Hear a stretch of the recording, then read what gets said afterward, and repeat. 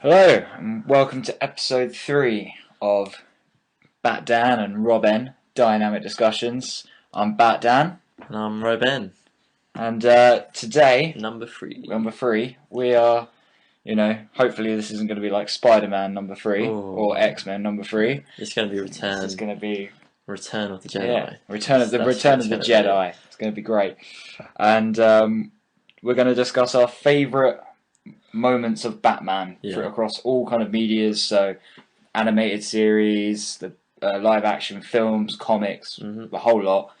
And Ben, do you want to get us going with a particular? Is there a particular moment you want to start with? Obviously, Batman's our favourite character. Yeah, favourite character in anything ever. Yeah. And we've done 2 episodes so far, and haven't really focused on him that much. Yeah, exactly. So now we'll get discussed him a bit, but getting some proper depth. Yeah. Of the Dark Knight. And so what bit first? I reckon I'm going to go for a Batman moment. Yep. Which is really cool, from Batman Rest in Peace, which is a comic book. Okay. Written by Grant Morrison. Quick overview. Yeah. The Black Hand, they're called, is an organisation run by someone who's claiming to be Thomas Wayne. Wow. So Bruce Wayne's dad. Wow. Turns out he's not. Yeah. Shocker. Shocking. Basically traps Batman. Yeah. And buries him in a coffin. Oh wow. Right. So that's where we're at. And this, I got a little quote that I'm going to read, which really sums up how. I've not read this, so no. I'm learning about this for the first time. This isn't it's a little bit of a spoiler, but it's awesome. It's an awesome Batman moment. Yeah. And this will make you want to read the comic book rather than spoil it. Yeah. So it says, this is Batman speaking, so I'm going to do my best Kevin Conroy. So, 206 bones, 5 major organs, 60,000 miles of blood vessels. All it takes is time. Days, months, years, spent memorising the finite ways to hurt and break a man, preparing for all of them. I've escaped from every conceivable death trap, 10 times, a dozen times. I can slow my breathing and metabolism to control panic and conserve air. Straitjackets, kindergarten, locked too. Bench pressing a pine coffin lid through 600 pounds of loose soil that's filling your mouth and crushing your lungs flat and shredding your dehydrated muscles, that's harder, but far from impossible. And when he says far from impossible, in the comic book we see him emerge from the ground. Yeah. He's just basically dug himself out of a coffin that's buried on the ground. It's a really badass moment, but what I really like about it is this idea that Batman's planned for every eventuality, and this just happens to be being buried alive. Yeah, and he's planned for it. Yeah, it's tough, just in case, just on the off chance it ever happens. And he obviously gets his way out of it because he's Batman. And that's why we love it. Yeah, just always prepared. In an almost Cub Scout sort of way. Definitely. Always prepared, but. No, I mean that pretty much sums up, Batman though, doesn't it? I mean, he's always prepared for some sort of eventuality. And he's strong enough, capable enough, to bench press 600 pounds of soil. Yeah. Okay. Yeah. It's definitely made me want to read it. I'm gonna go with. I've brought it up on my iPad. I'm actually gonna play a quote from the Batman animated series, just because I love this quote so much. It's in the first episode of the animated series where you see the Scarecrow, and basically the fear toxin has kind of made him see Batman see his father, saying you're a disgrace and things like that, and then he comes out with this. Hang on. Just waiting for it to load. I do like any time. No. Yeah. Hang on. We'll get there. I like any time where Bruce Wayne is encountered by ghostly apparitions of his parents. Bye, Gidget. Okay. I'll just play the... Sure.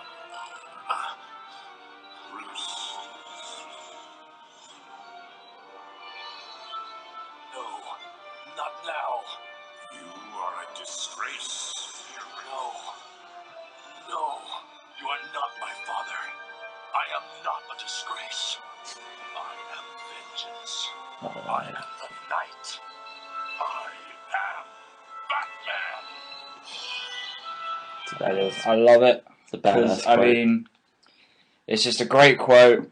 It's said in the voice of Kevin Conroy, obviously, and like you just said then, like anytime I read kind of Batman like comics, anytime I read Batman's voice, I've got to imagine it as Kevin Conroy, and that just kind of also just shows Batman's he's able to overcome kind of anything, and he's just like, you know what, I'm not a failure. I'm freaking Batman. That is a great quote. And I love that. I just thought it was just a good one to kind of kick off with, because just kind of says it all, really, doesn't it? Like, because it kind of gives an insight into Batman as well. Like when he says, "I am vengeance," it's like that's kind of his own sort of way of saying I'm justice as well in a certain way. So I like it. Yeah. Animated series is definitely is pretty great. Yeah, definitely. Animated series. Plus, I'd also say like Justice League animated series. Batman as well, 'cause it's the same Batman. So that universe. And I've got a couple of moments from that I'm gonna talk about maybe a bit later. But sure. But also wanted to one that I really wanted to bring up though was just more of a fun one. Right. I know that you love it as well. It's a quote from Batman. Tim Burton's original Batman. It's not really even Batman. It's Bruce Wayne. Batman. It's Bruce Wayne. But yeah, exactly. It's so Batman. But at the same time, every time I watch the film, I love it. It's great when he's talking to the Joker as Bruce Wayne, and he just goes, "Do you want to get nuts? Come on, let's get nuts." That is a great Batman. I love it. Like, it's so un-Batman though. Yeah. But that's why, I don't know. It suits the movie. Yeah, definitely. I love Michael Keaton. Yeah. I'm going to do my best impression of it now. Yes. And that's when I had to punch his lights out. Yeah. And if you want to get nuts, come on, let's get nuts. Every time I'm just there, just like, oh, this is great. He just slips straight into Beetlejuice. Yeah, exactly. Just like, he's no longer Bruce Wayne. He's no longer Batman. Yeah, he's just Beetlejuice. This is just him wanting to get his own little his own scene with Jack Nicholson, where Jack Nicholson must have been like, okay, what's he gonna do? All right, fair enough. So you're gonna be the crazy one. So is this kind of I couldn't like talk about favourite Batman moments and not bring that up. I almost brought it up. Yeah, that is a great scene. It's hilarious, man. That should be our like radical for a night out. Yeah, should be like, come on, do you want to get nuts? Come on, let's get nuts. I love it. It's a good shout. Yeah, man. I'm gonna move on to.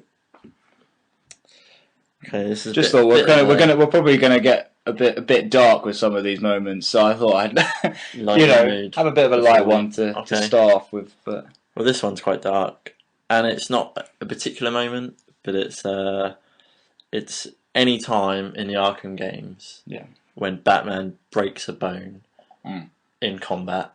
I get such a little buzz every time he does it. Yeah, you've played him, right? Yeah.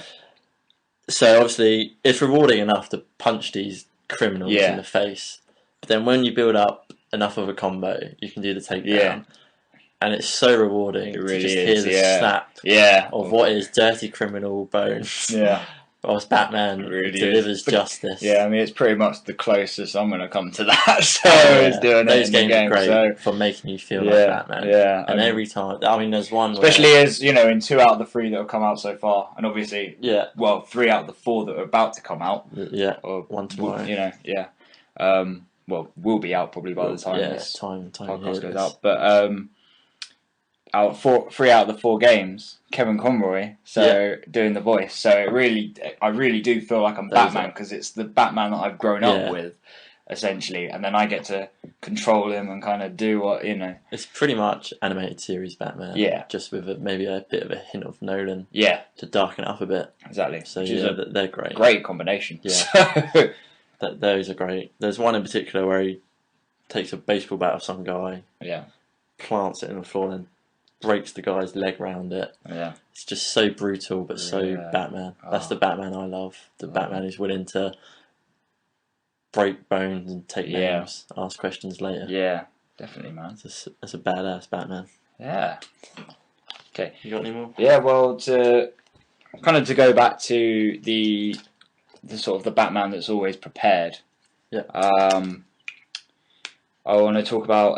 Have you seen the Justice League animated film Justice League Doom?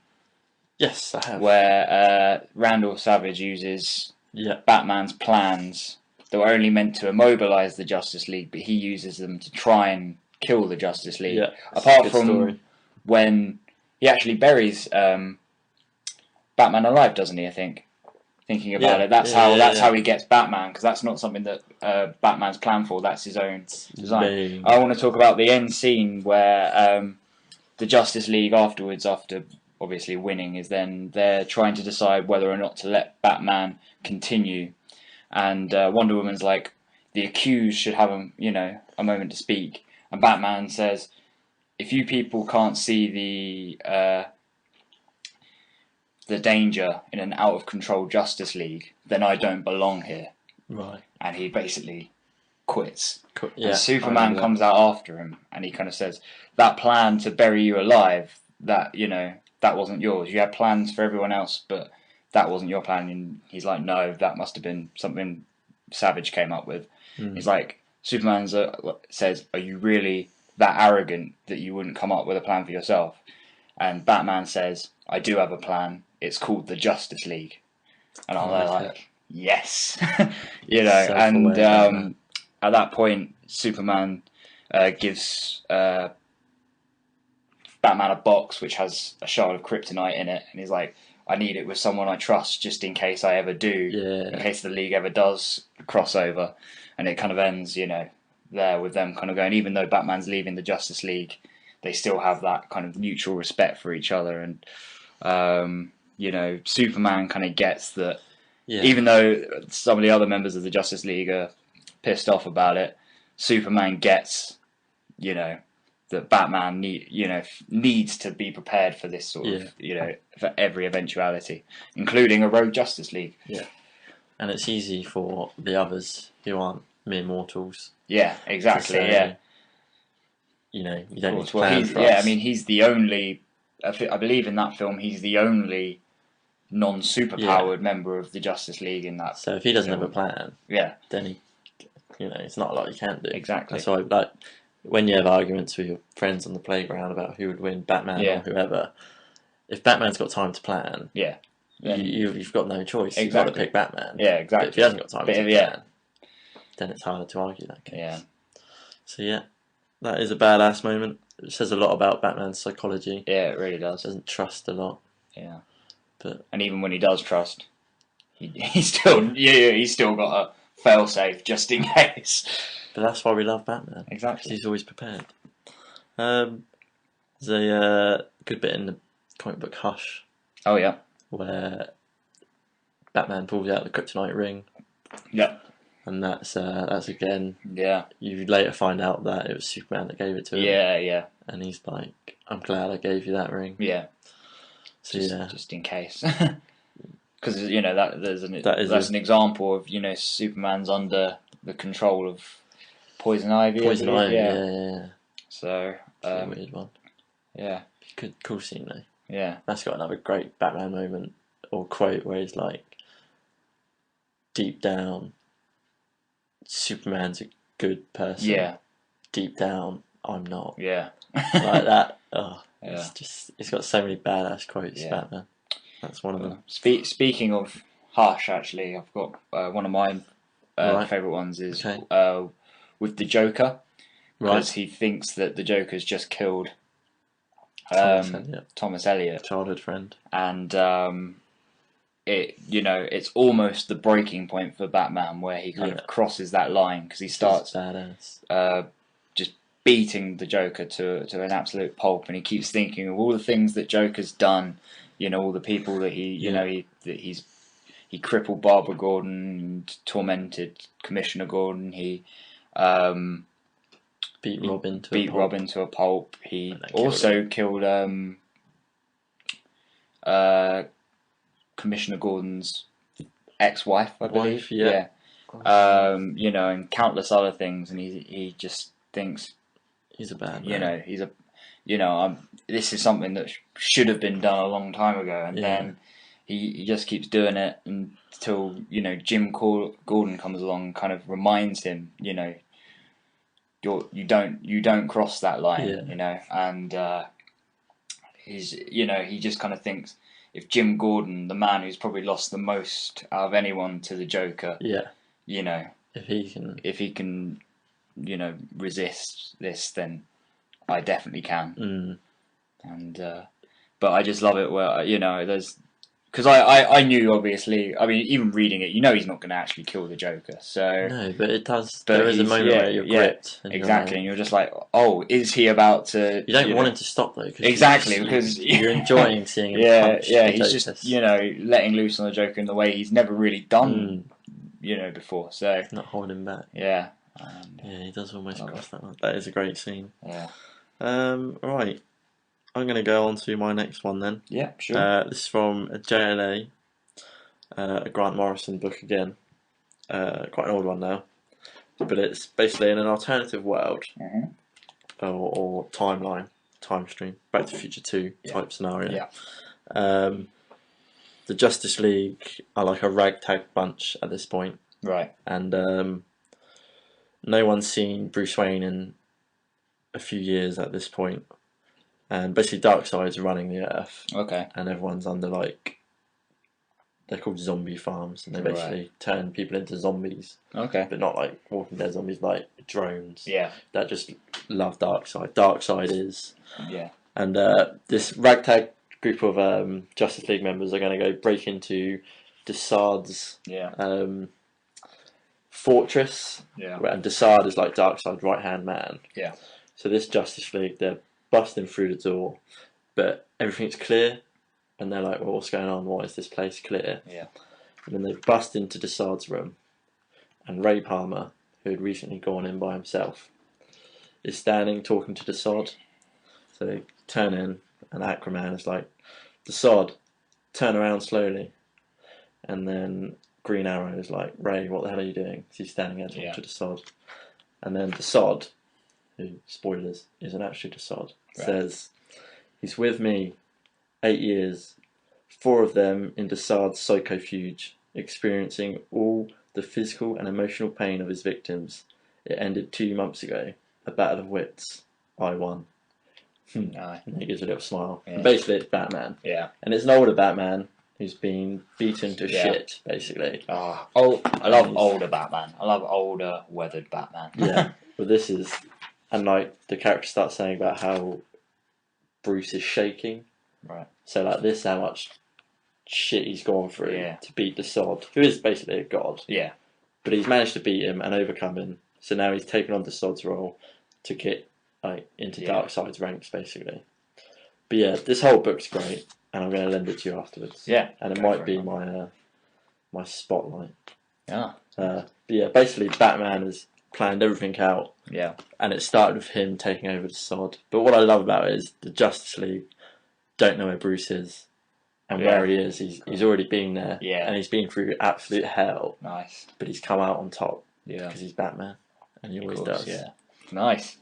Right, well, moment I wanted to talk about is in the animated series Young Justice. There's actually 2 moments, but they're kind of linked in a certain way. So even though they're in different episodes, they hit the same notes of, and it's kind of it's basically to do with almost to do with the Batman and Robin relationship. Right. So the first moment I want to talk about is So in Young Justice, obviously, there's the Superboy, who is a clone of Superman. Yeah. And well, he's a mixture of Superman and Lex Luthor in Young Justice. Yeah, I remember. And good show. Basically, it is, and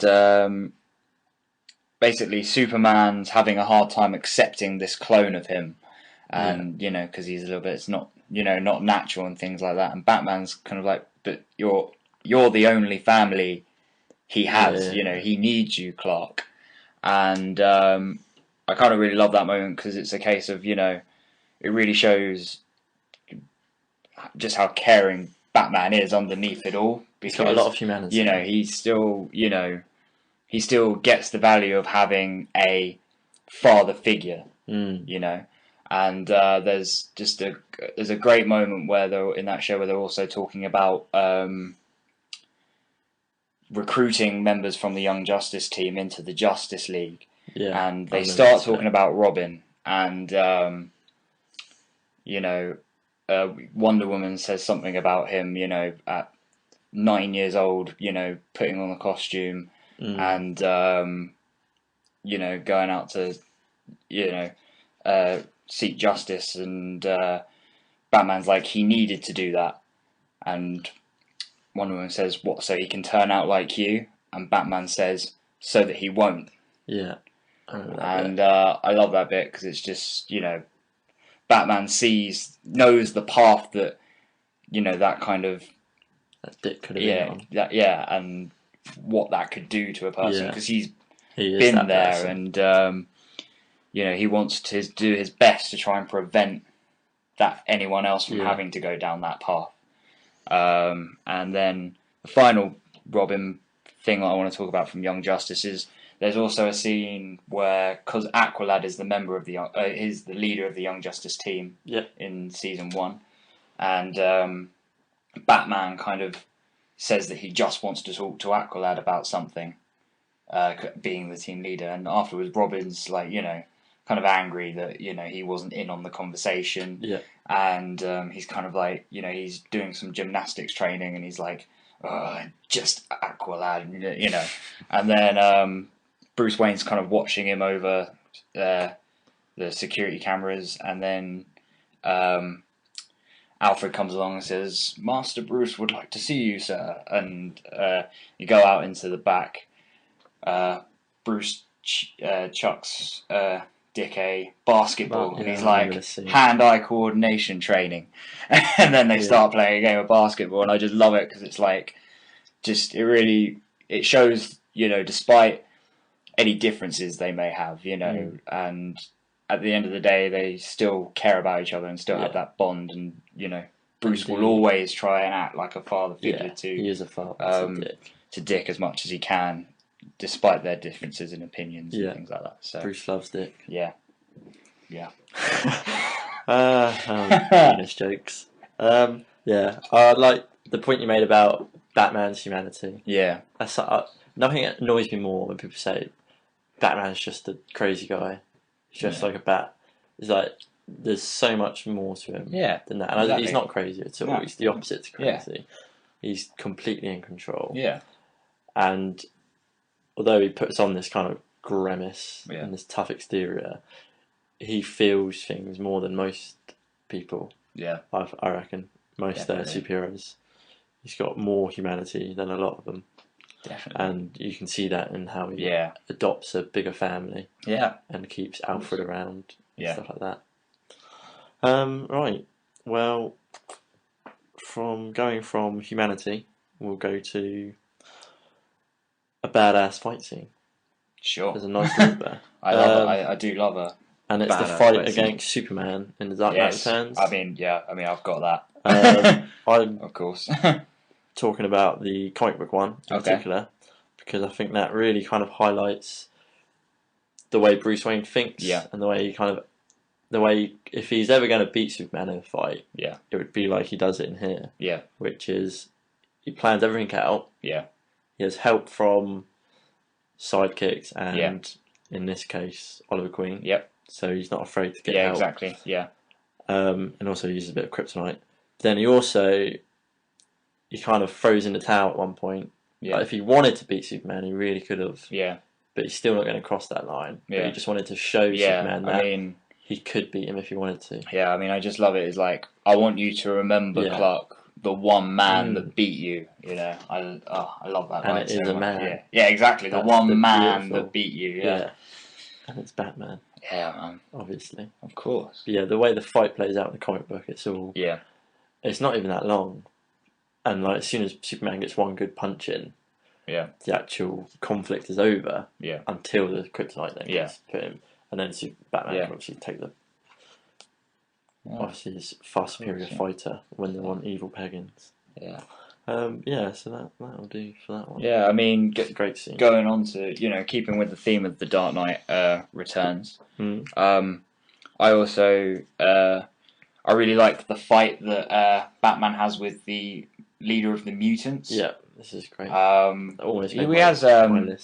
He has two fights with him, doesn't he? Really, he does. Yeah, because he loses the first one, and then he has another fight with them. Both of them are pretty good. Very Rocky through. At one point, as well, because at one point in the first fight, it does look like Batman's going to win, but then this younger guy.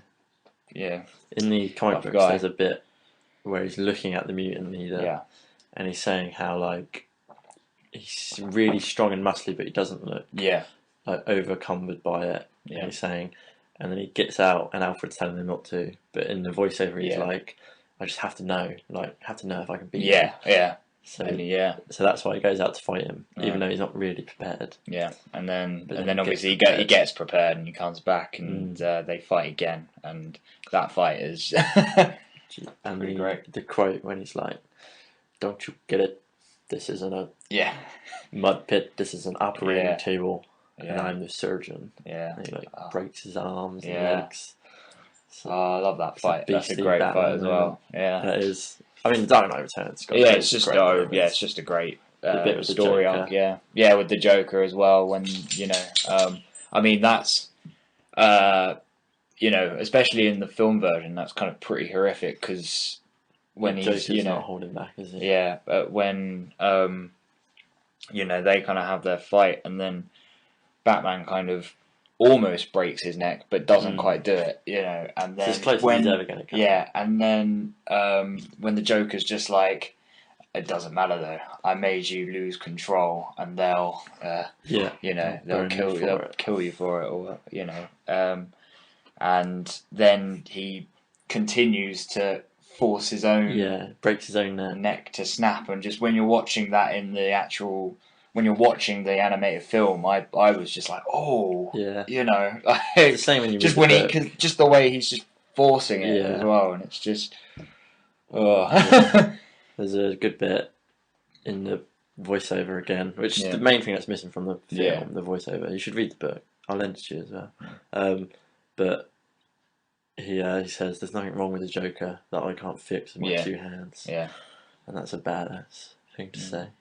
Definitely. And true. Although, are you sure he doesn't say that in the? He might say it. I'm pretty sure because I seem to remember some of the voiceover they make film. Just dialogue. Yeah, I'm pretty sure he says it in the film because I can hear the voice actor's voice saying it. But Peter Weller, does a good job as Batman, I think. Yeah, I agree. I want to mention a point that I really like from the Dark Knight movie. Okay, and this is cool. The whole chase scene with the Batmobile trying to protect Harvey Dent is badass. But the bit in particular that I love is when the Batmobile crashes. Yeah. And you're like, oh no, he's out of the fight. Yeah. And then the Batpod ejects. Yeah. It's a real cool, cool scene. And then obviously that whole Batpod chasing him. The way it's like the composing and the directing. It's brilliant. Great scene. Yeah, I mean, also in the Dark Knight when Harvey Dent and Rachel are both separated in the nice in the in those two locations with all the explosives around them, and you think Batman's going to go after Rachel because he's in love with her, but then he obviously realizes that the needs of the many, or in other words, having, keeping Harvey Dent alive, or at least what he thinks would be the right thing by keeping Harvey Dent alive. He obviously then goes after Harvey Dent and saves Dent from the. See, I always see it as he didn't choose that. Instead, the Joker lied to him.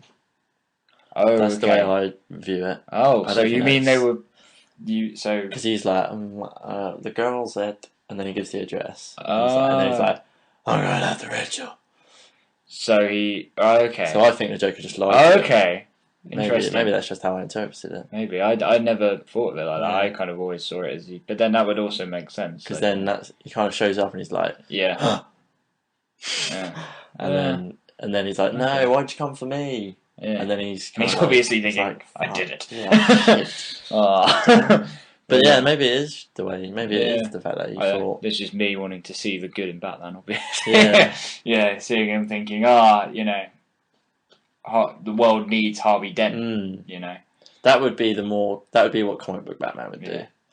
Obviously, the films want to put a little love story in there, of course, and they did a good job of it. I think definitely. It never felt like, although he'd have never given up for 8 years. After she died. That's a point of contention that always really annoys me. Although I don't think I'm pretty sure the Batman's meant to have been seen, even though he's not seen. I'm pretty sure he's meant to have been doing things for a little while longer before. I don't get that when I watch it because of the fact that his legs don't work. And he's been shot. But it's only one leg that doesn't work. So I kind of looked at it as that he'd then done something afterwards where his leg, where he injured his leg. See, I never read it like that. I always assumed it was just he gave up for 8 years because I don't know, they wanted to make him retire. Just because they go to a lot of effort to say the last sighting of the Batman, but they don't necessarily say it's the last activities of the Batman. Again, I think you're being hopeful. You're wanting that to be the story. I probably am. And I think that's definitely what the story should have been. Yeah. But I think Nolan, for whatever reason, I don't know, wanted to say he gave up for 8 years just so then he could come back and fight Bane.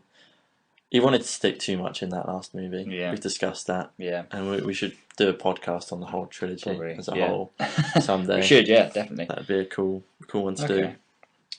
But yeah, so right, I want to take it to the Justice League animated series now. Because I've got 2 moments that I want to mention, but I think they're from the exact same episode. So it's during. I don't know the name of the episode, but it's when it's during the Thanagarian invasion, when Hawk Girl's home planet invade her. So there's that scene where the Justice League are obviously now on the run from the Thanagarians, essentially. This is on my list as well. But they say good choice of moment. But they say that they then go, but our regular identities aren't on the. We're just regular. We're just regular people. Otherwise, so and then the Flash is like, I don't know. I trust you guys, but I'm not sure that I want to give up my secret identity. And then Batman's just like. He's just like John Stewart, Diana Prince, Wally West, Bruce Wayne, Clark Kent. And Bruce Wayne. Yeah, and he's just like, right. And he's just like, so I already knew who you were, because I'm Batman. So obviously I already know who you are. I'm not going to just go into a team with you without knowing as much about you as possible, even your secret identity. That is a great moment. Yeah, and it shows his kind of importance. Exactly. Yeah, that he can because they're debating whether they should do that. Yeah, he just decides. This is what's doing it. Don't worry about your secret identities. I've known for years. Yeah, exactly. Yeah, I already have. You get to see technically when he learns Superman's identity, don't you? You see that in the movie. Yeah, that's a great moment. That's a great moment as well. And he's like Bruce Wayne. It's like, no peeking. Yeah. and then later on, he attaches a tracker. Yeah. And he's giving him a little wave. He's just like, hi. Clark's like, fuck. But yeah, and then the second bit I want to talk about during the Thanagarian invasion is so basically at the end they're taking back control of the watchtower, and basically their plan is to crash it into the Thanagarian base to blow it up. Right. And so first of all, Batman insists that they put all the Thanagarians in the escape pod and save their lives as well, which is just such a Batman thing to do. Even though he's been fighting against them and they've invaded his Earth, he's still like, at the end of the day, they're just soldiers following orders, though, and it's not their fault necessarily. And so he makes sure they're going to be alive, and then he seals Martian Manhunter and the Flash in the escape pods as well. But then he's like, someone needs to guide the watchtower down to hit its target. Sure. And then he's just like, gentlemen, it's been an honor. And it's just like, Batman's gonna, How does he get out of it? Superman comes and flies in because Batman's like flying it, but then in all the heat and smoke and stuff from it entering into the atmosphere, he like kind of passes out from all of that, and then Superman kind of realizes that what Batman's doing, and he's like, "No, Batman!" and comes in, and and then Superman just goes, "You couldn't resist trying to be the hero, could you?" And then Batman's like, "Speak for yourself," or something. That show just gets so much right, doesn't it? It's so good. Well, I'll mention a bit from the Justice League cartoon as well. Cool. That I've got written down. It's from I can't remember what the episode's called, but oh no, I do. Epilogue. It's called. I believe. Oh, I know. I think I know. Yeah, the one where they're fighting the Royal Flush Gang. Yeah. In just some park. Yeah. Fighting the Royal Flush Gang. Yeah. And then Amanda Waller shows up. Yeah. And she's like, someone's got to go take out Ace, who is making the world kind of change around them. And say, if she dies, or she doesn't die, it could become permanent. Well, she's going to die anyway. She's going to die anyway. But if she dies whilst it's all still going on, I think it will stay this way. Yeah. So Batman, obviously being Batman, is like, I'll do it. Yeah. I'll go kill this little girl. And at this time, I don't think we know she's a little girl. No. So she's called Ace. He walks into this like weird kind of fairy tale woods. Yeah. Alone. The others are cut off, and he shows up and he sees this little girl, and she's just playing on a swing set. Yeah. And now we're like, oh shit! Now Batman's got to kill a little girl. But after a little bit of conversation, she's like, I only let you through because I knew you wouldn't use Amanda Waller's weapon on me. Yeah. And he says like, no. And this is a really like sad moment, like almost makes you well up when you watch it.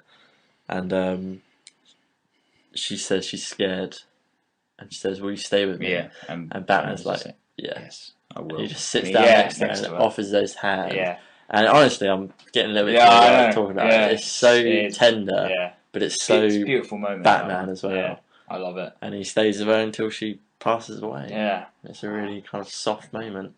Oh, I love that. I remember watching that and just being like, and that's just so Batman. Cartoon. Like that's I know, right? Yeah. Like none of the movies have got that much. Yeah, I know. Yeah, tenderness. Yeah, Man of Steel maybe came close. Yeah, as we discussed in the past, but that's what I want from my movies. Yeah, exactly. If you haven't got the heart, then the action's meaningless. Yeah, exactly.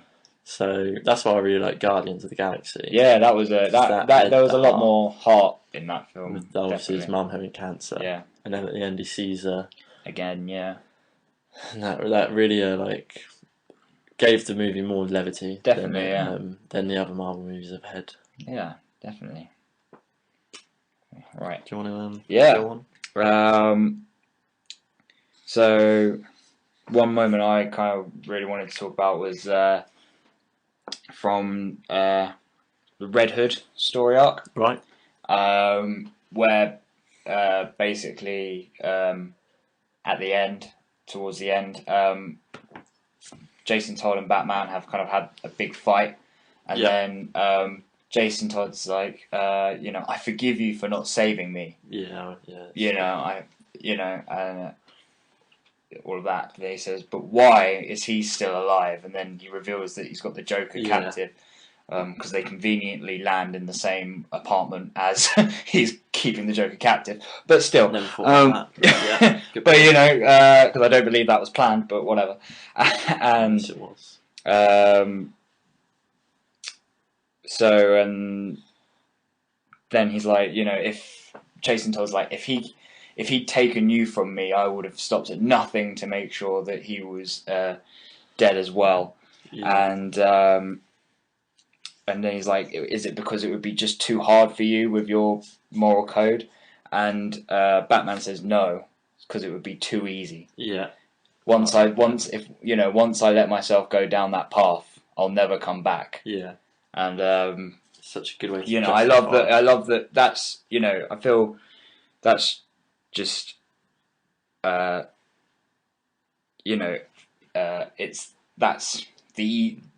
not because it's the hard way out, it's because it's the easy way out. Giving into that side of yourself is the easy way of going about giving into your like demons and things like that. That's, you know, but kind of trying to stick to your own moral code despite everything telling you that you should just do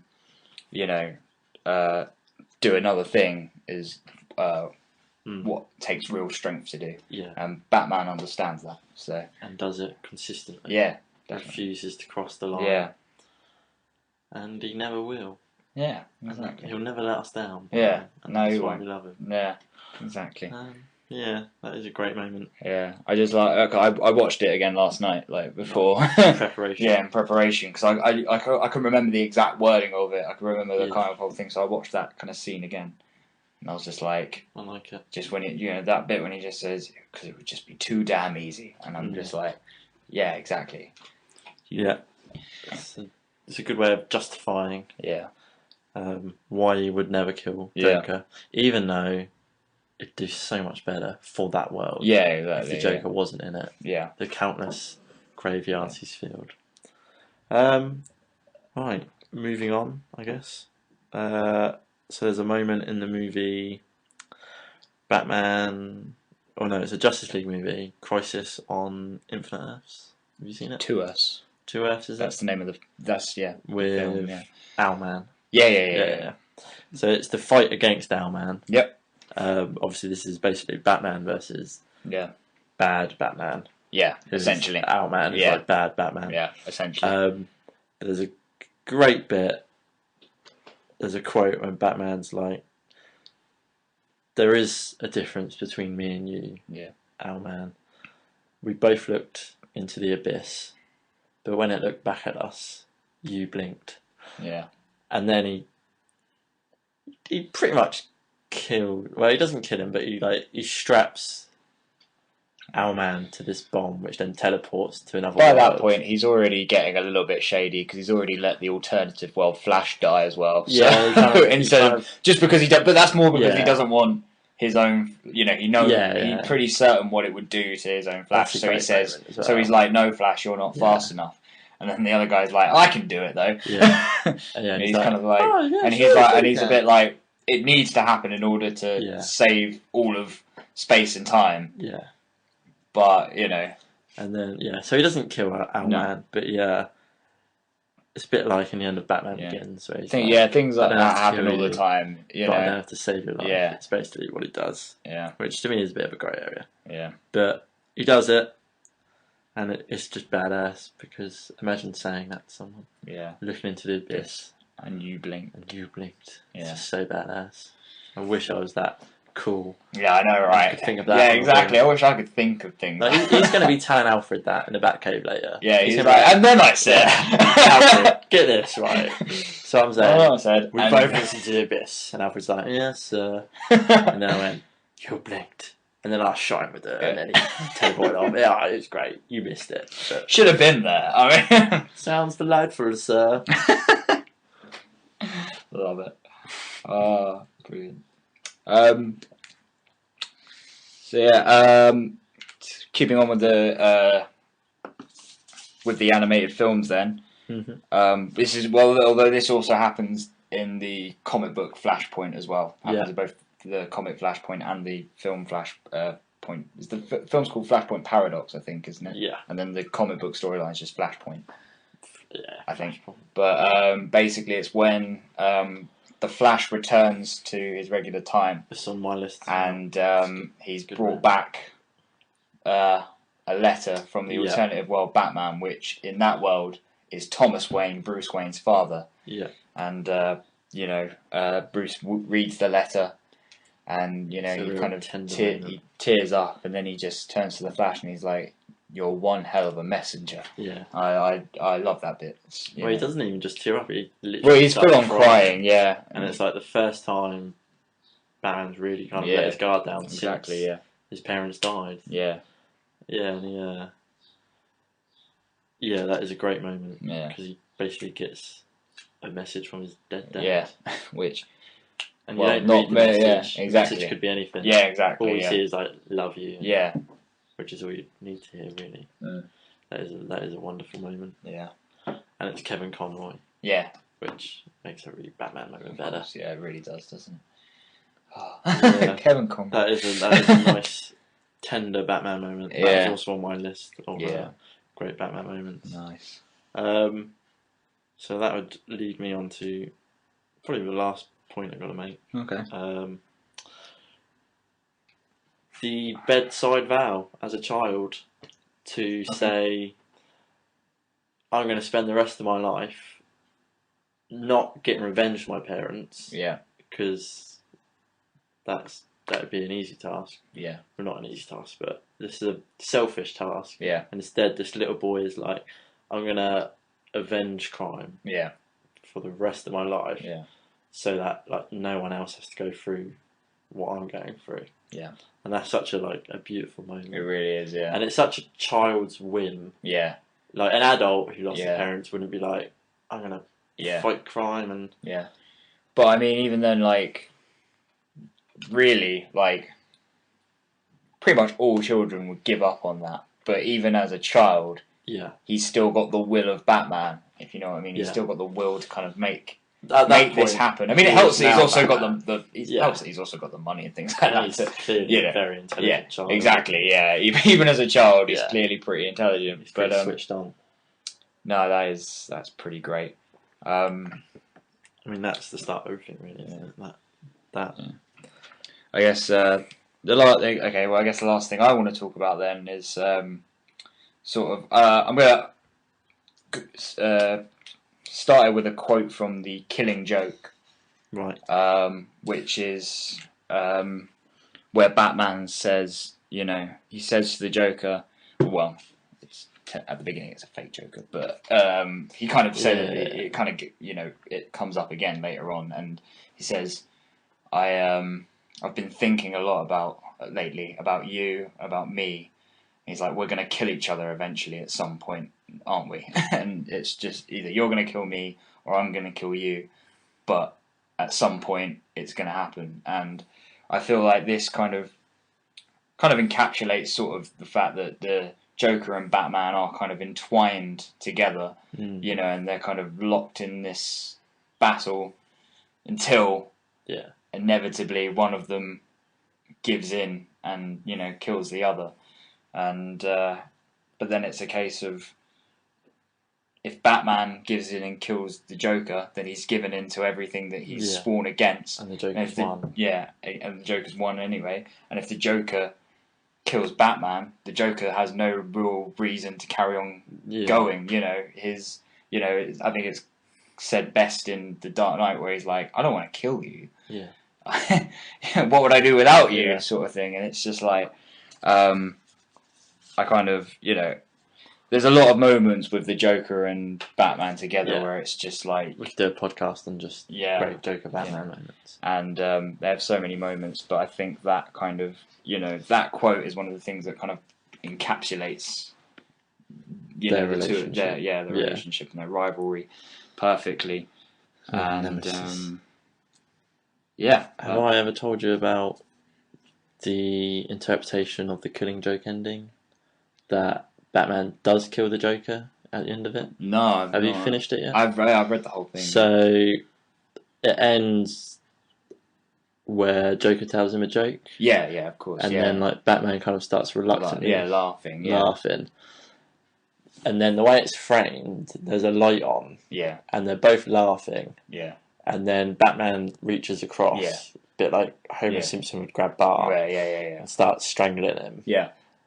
And then you just see a puddle, and then the laughter stops, and then the light goes out. Yeah. So the implication is that basically Batman's just snapped his neck. So Joker's light's gone out. Oh, the laughing stopped. Okay. And then when you think about it, you just mentioned it there. Batman's like, it's going to end one way. Yeah. One of us is going to kill the other. Yeah. And the book's called The Killing Joke. Yeah. Like, it's quite obvious. Yeah. That definitely could have happened. It could have happened, yeah. You'd have to, next time when you get a chance, have a look through The Killing Joke. And it's actually quite obvious that is probably what did happen. Yeah. But obviously it's ambiguous enough that... Yeah, it may not have happened. Yeah, and then you can say it didn't And happen. even then, The Killing Joke's its own it's like independent story, isn't it? So it's, it's almost like another... Also, I mean, the whole... him crippling Barbara Gordon is kind of considered canon, if you know what I mean. Yeah. So therefore, it suggests that if the Killing Joke is in the kind of Batman canon, then he obviously didn't kill the Joker because the Joker's in it afterwards. Yeah. It carries on afterwards. So it was deliberately ambiguous. yeah. But yeah, it's a fascinating way to look at the ending. Definitely is, yeah. Wow. And I mean, it's a great book. Yeah. Are there any other moments you kind of want to bring up? I mean, we could keep going on, couldn't we, for ages? But I think we should probably save it for another podcast. Sure. Maybe do some separate podcast on great animated series episodes. Yeah. Because they came up with Yeah. Okay. Definitely. Be a good place to go. All right. In that case, shall we move on to Bat Signal then? Bat Signal. Are we both going to do one? Should we both do one this week? I've got one that I can. I've got one that I would like to do. You can go first if you want. All right. Well, we spoke a bit about the animated series of Young Justice earlier. So I'd like, if you haven't seen Young Justice, you should go out and watch it because it's a great series. It's 2 seasons long, which is a crime, really, that it's been cancelled after 2 seasons because it was so great. It was, suitable for both kids and accessible for both kids and adults, I think, because I've watched, it's come out as I've been kind of an adult and I still loved it. And it kind of it has enough grittiness and realism to it, but at the same time, it's not too scary for a kid to watch or anything like that, and I think, and some of my favourite characters, such as Batman and Nightwing and Green Arrow and other characters like that, and Superman and etc., are handled really well in it. I think, and you get to see both the Justice League and the Young Justice team as well, and both are given. I think their fair share in that series. So if you haven't watched it, go out and watch it because it really is great. That is a great show. And I want to plug another podcast by Kevin Smith, the director, called Fat Man and Batman. Yeah, I've listened to some of it. It's very good. I'm going to have to send you some episodes. There's one in particular where he does a reading of this JLA book that one of my moments is for. Yeah. And it's like an audio book. Yeah. And it's just sweet. Go listen to it. Because it makes the whole story seem so great. Cool. But a lot of my moments are from the animated series stuff, which he talks about on the show, and the level of kind of detail and stuff he goes into, and his passion really rubs off on me. Nice. Sweet. Cool. So should we end it there? Yeah, definitely. Okay. Right. Well. Done. Yeah. Right. Well, thanks for listening again. Yeah, and hopefully you'll listen along next time, and let us know some of your favourite Batman moments. Comments section. And stuff like that. Available on YouTube and on Podomatic. We'll throw the links to the YouTube one in the Podomatic description, and the link to the Podomatic. I'll probably in the YouTube and put some links to some of the clips that we've talked about today definitely as well. into the description. Yeah, so you can look them up for yourself. Yeah. Okay. All right. Thanks very much. Bye.